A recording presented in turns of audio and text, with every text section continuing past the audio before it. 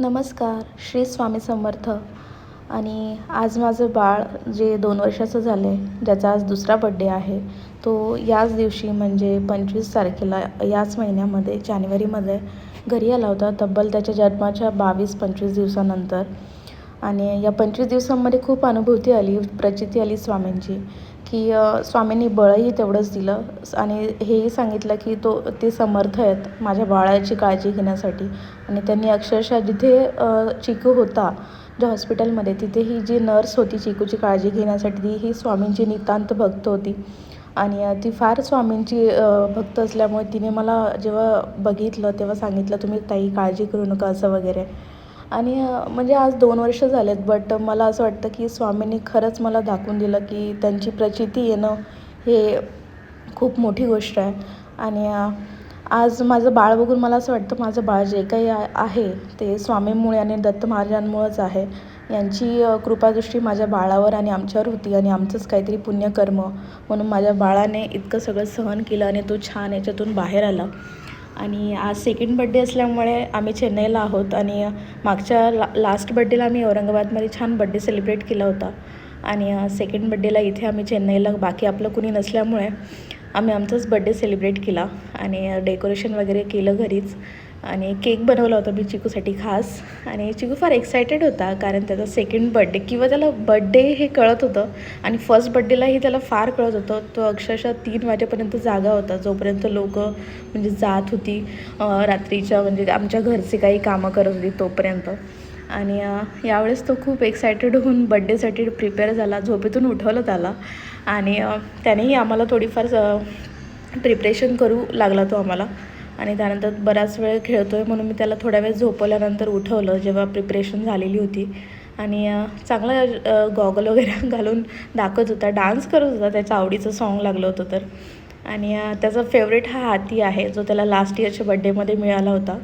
आणि आज त्याची थीम जी होती बड्डेची, ती जंगल थीम ठेवली होती मी, कारण की लास्ट इयरला बेबी बॉसची थीम होती आणि बेबी बॉसची पण आवडते त्याला, सो तीही मी एका साईडला बनवली होती. आणि त्याचा डान्स वगैरे काही संपतच नव्हता, बट आम्हाला बाहेरही जायचं होतं, सो नंतर आम्ही त्याचं थोडंसं संपवून डान्स वगैरे, केक वगैरे आणला आणि कट केला. आणि चिकूचे फ्रेंड्स काही बोलवले नव्हते इथले, कारण की चिकूच्या डॅडाला फीवर होता थोडासा, सो. आणि आताच HMPVचं पण जरासं वाटतं आहे, सो त्या गोष्टी नको व्हायला, किंवा असं काही नाही आहे, बट असं वाटलं की नको, आपण आपला तिघांचाच करूयात यावर्षी. आणि सो दुसऱ्या दिवशी त्याचे फ्रेंड्सही आलेले ऑफिसचे, सो त्यांच्यासोबतही केला. चिकूला छान औक्षण करायला फार आवडतं, चिकूला म्हणजे औक्षण करून घ्यायला आणि टीका लावायला, सो त्यासाठी एकदम मस्त उभा राहिला. आणि त्याला तो कंदी पेढा का काहीतरी आणला होता त्याच्या डॅडाने, केशर पेढा, तर तो फोडायचा होता, खायचा काही नव्हता, बट ते केलंच शेवटी त्याने, फोडला. आणि छान माझ्या पाया पडणार होता, बट मी म्हटलं राहू दे आता तू. तो थांबला आणि टिक्का लावला, नंतर अक्षदा वगैरे लावून घेतल्या. आणि त्याचा एक्साइटमेंट होती केकची, कारण मी त्याला बनवताना सांगितलेलं की केक बनवते वगैरे. आणि चला केक आला आहे आणि त्याला खायची अशी इच्छा होती, सो त्याला थोडंसं डिस्ट्रॅक्ट केलं आणि 2-4 फोटो काढून घेतले, कारण की फोटो एकही काढलेला नव्हता. आणि छान ते बर्थडे बस्ट वगैरे केलं. आणि त्यानंतर केक कटिंगसाठी मग कोण उभं राहणार, सो मी उभं राहिलं तर चिकू माझ्यासोबत जास्त काही व्यवस्थित राहत नाही, सो डॅडासोबत त्याने केक कटिंग केलं. आणि त्यानंतर माझेही फोटो काढले, कारण की सगळ्यांचे फोटो असतात, पण माझ्यासोबत त्याचे फोटो नसतात. आणि त्यानंतर आम्ही एका रेस्टॉरंटमध्ये गेलो, जे की चिकूला फॅमिलियर आहे असंच, कारण की नवीन ठिकाणी गेलं की त्याला थोडंसं गडबडायला होतं.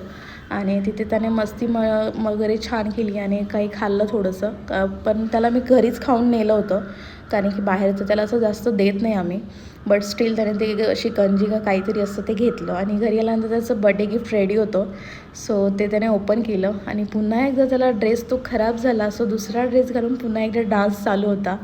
आणि तो डान्स वगैरे बघून मला मस्त वाटत होतं. आणि स्वामींची खरंच खूप प्रचिती आली आहे मला. आणि स्वामींची आयुष्यभर मी ऋणी राहील यासाठी, की माझ्या बाळाला त्यांनी खूप छान केलं आणि छान ठेवलं आहे. आणि असंच आयुष्यभर ठेवा त्याला, आणि आमच्यावर तुमची कृपादृष्टी नेहमी राहू द्या. आणि सगळे जे स्वामींचे भक्त असतात ना, त्यांना कुठे ना कुठे त्यांची प्रचिती येतच असते, की स्वामी नेहमी आपल्यासोबत आहेत.